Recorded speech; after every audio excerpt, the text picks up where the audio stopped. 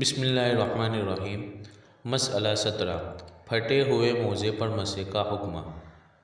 جو موزہ اتنا پھٹ گیا ہو کہ چلنے میں پیر کی چھوٹی 3 انگلیوں کے برابر کھل جاتا ہے تو اس پر مسح درست نہیں، اور اگر اس سے کم کھلتا ہے تو مسح درست ہے۔ مسئلہ 18 اگر موزہ کی سلائی کھل گئی لیکن اس میں پیر نہیں دکھائی دیتا تو مسح درست ہے، اور اگر ایسا ہو کہ چلتے وقت 3 انگلیوں کے برابر پیر دکھائی دیتا ہے اور یوں نہیں دکھائی دیتا تو مسح درست نہیں۔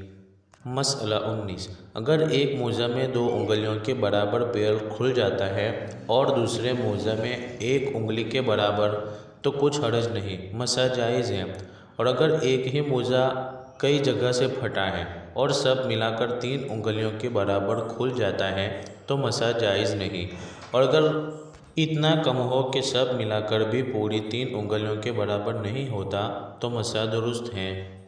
مسئلہ 20 مقیم موزہ پہن کر مسافر بن جائے۔ کسی نے موزہ پر مسح کرنا شروع کیا اور ابھی 1 دن رات گزرنے نہ پایا تھا کہ مسافر ہو گئی تو 3 دن رات تک مسح کرتی رہے، اور اگر سفر سے پہلے ہی 1 دن رات گزر جائے تو مدت ختم ہو چکی، پیر دھو کر پھر سے موزہ پہنے۔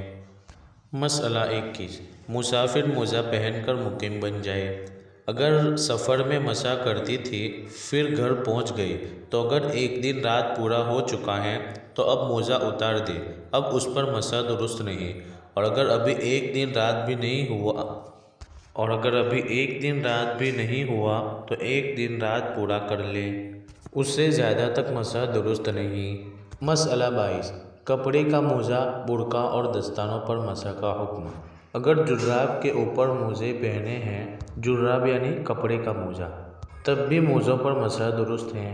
مسئلہ 23 جرابوں پر مسح کرنا درست نہیں ہے، البتہ اگر ان پر چمڑا چڑھا دیا گیا ہو یا سارے موزہ پر چمڑا نہ چڑھایا ہو بلکہ مردانہ جوتے کی شکل پر چمڑا لگا دیا گیا ہو، یا بہت سنگین اور سخت ہو کہ کسی بغیر چیز سے باندھے ہوئے آپ ہی آپ ٹھہرے رہتے ہو اور ان کو پہن کر 3-4 میل راستہ بھی چل سکتی ہو، تو ان سب صورتوں میں جراب پر بھی مسح درست ہے۔